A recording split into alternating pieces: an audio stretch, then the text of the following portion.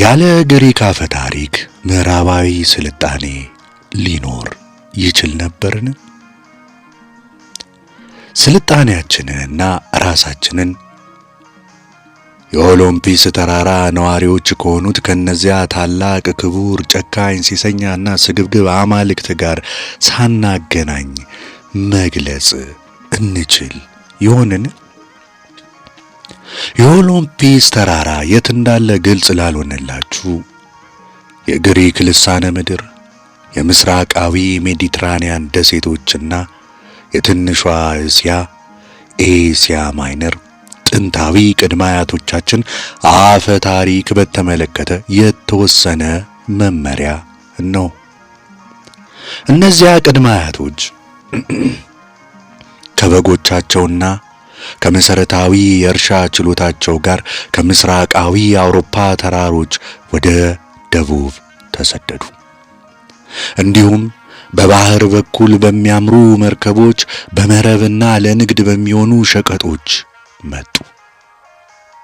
እነዚያ ቅድመ አያቶች የትምህርትና የተራቀቀ ባህል ማዕከል የሆነችውን አቴንስን እንዲሁም ለስነ ሥርዓትና ለጦርነት ጥበብ እብደት የሚመስል ታማኝነት ያላትን ስፓርታን መሰረቱ። እነዚያ ቅድመ አያቶች ዛሬም ድረስ እኛን የሚያስተምር የተራቀቀ በፍልስፍናና በቃላት የማይገለጽ ሶፊያ ወይም ደግሞ ጥበብ የተሞላ ዓለምን ፈጠሩ። ስለዚህ የሄርሜስን ክንፍ ያላቸው ጫማዎች አሰሩ፣ ፔጋሰስን ጫኑ ወይም የቅርብ የሆነውን ሃርፒን ያዙ። ዓይናችሁን መጨፈንን እንዳትረሱ። እናም ለሕይወታችሁ ጉዞ ተዘጋጁ። የስፊንክስን ታዋቂ እንቆቅልሽ እናስብ።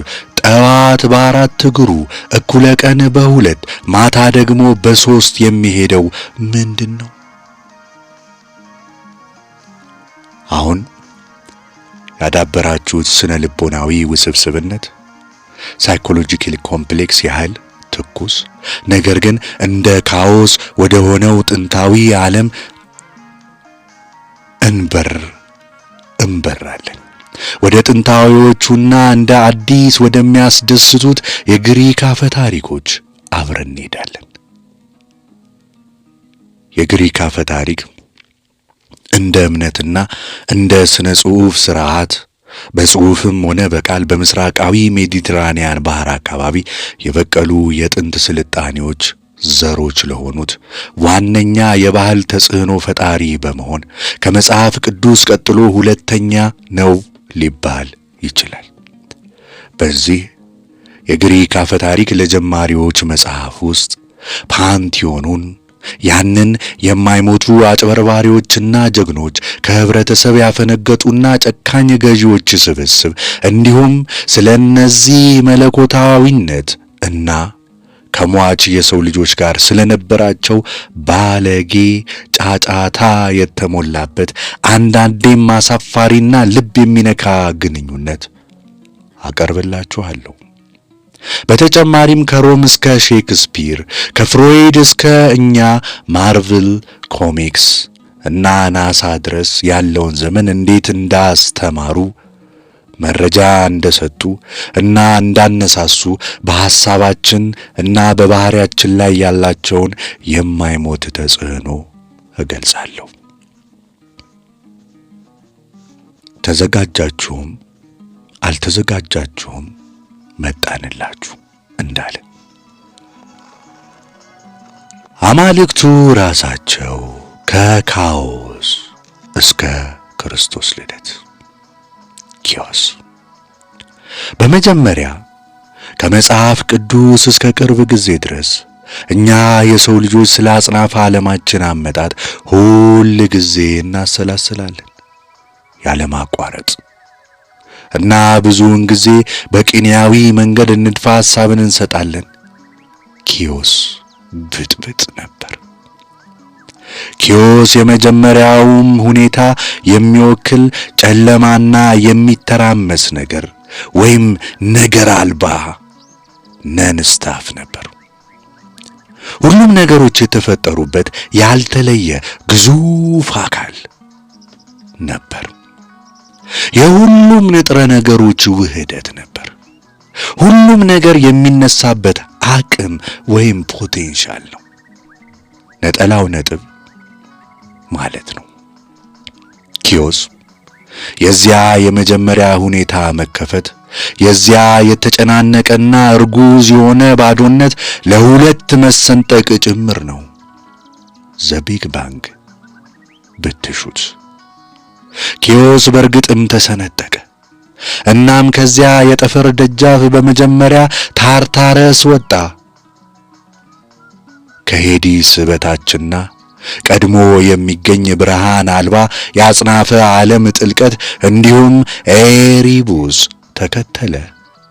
የጨለማ ሁሉ ምንጭ የሆነው ጨለማ የትኛውንም ስስ የሻማ ብርሃን የሚውጥ ታላቅ ጥንታዊ ጥላ እና ከኤሪቡስ በሌላ ታላቅና ድንቅ ከራስ አብራክ የመውለድ ተአምር ቀን ተገኘ።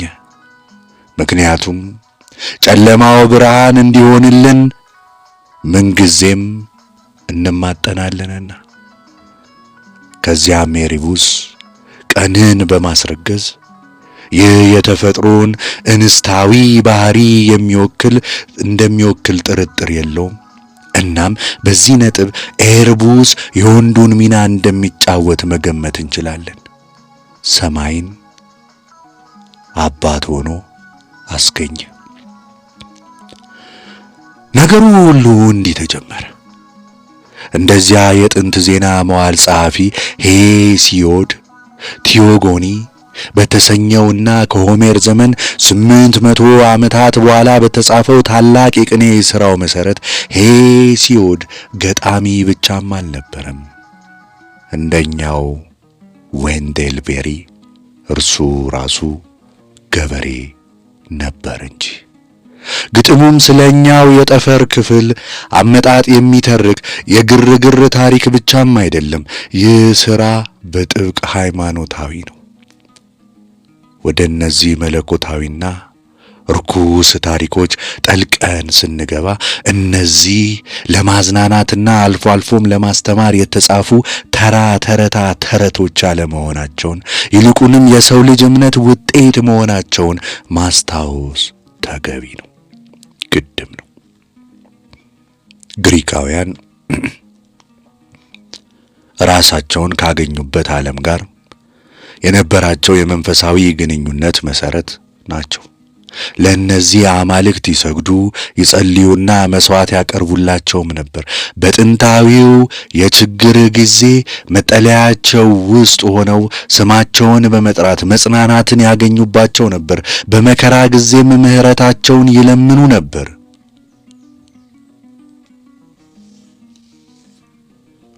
ሁለተኛ ኡራኖስና ጋያ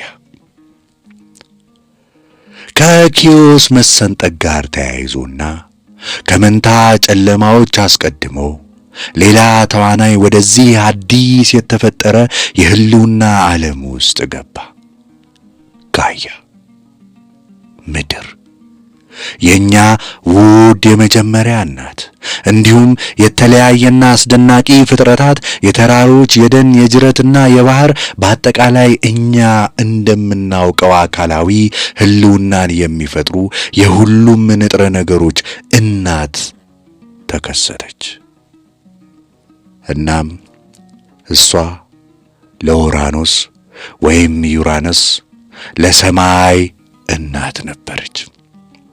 እናም በእውነተኛ የወንድነት ባህሪ ኡራኖስ እናቱን ያንን ታላቅ እንስታዊ መርህና አካል ተቆጣጠራት፣ ለራሱ ፍቃድ አስገዛት፣ ተገናኛት እና የመጀመሪያውን የመለኮታት ዘር ቲታኖችን አስገኘ። እርግጥ ነው ገና በጉዟችን መጀመሪያ ላይ መለኮታቱ የተፈጥሮ ኃይሎች ብቻም ሳይሆኑ እኛ ሟች የሆንን ሰዎች የምናደርጋቸውን ተግባራት የሚፈጽሙ ህልውና ያላቸው መሆናቸውን ልብ ማለት ያስፈልጋል። ወሲብ ይፈጽማሉ፣ ይወልዳሉ፣ ይጣላሉ፣ ይታረቃሉ፣ ወይም የዘላለም ቂምን ይያዛሉ። እነርሱ ሰዎች ናቸው ወይስ የተፈጥሮ ሁኔታዎች ነው ጥያቄው። ሊሰጥ የሚችለው ብቸኛ መልስ በአንድ ጊዜ ሁለቱም ናቸው የሚል ነው።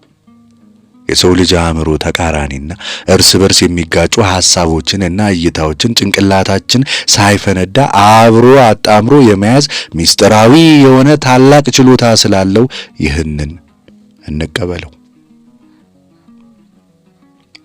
በጥቂት ገጾች ልዩነት ውስጥ ስለ ሰማይ አመጣጥ ሁለት የተለያዩ ታሪኮች እንደቀረቡ ማስተዋል ይቻላል።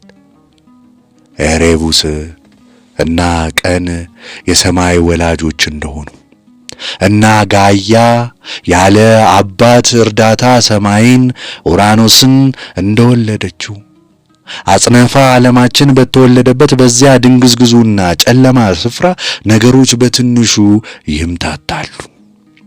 እነዚህ ታሪኮች በቃል ለሺህ ዓመታት ሲተላለፉ ቆይተው በጽሑፍ እስከ ሰፈሩበት ጊዜ ድረስ እንደ ተራኪው ይለያዩ ነበር። ልክ እንደ ጥንታዊ ዕብራውያን በአንድ ገጽ ላይ የማይካድ እውነት የሆነው ነገር ከጥቂት ገጾች በኋላ ወደ ሌላ የማይካድ እውነት ይቀየራል። የመጽሐፍ ቅዱሳችንን ዘፍጥረት ምዕራፍ 1 እና 2 አንብቡ እና የሰው ልጅ መቼ እንደተፈጠረ በትክክል ለመወሰን ሞክሩ። ከእንስሳት በፊት ነው ወይንስ በኋላ? አትፍረዱ ግን የሚለውን መርህ መከተል ይበጃል። ጋያ እናታችን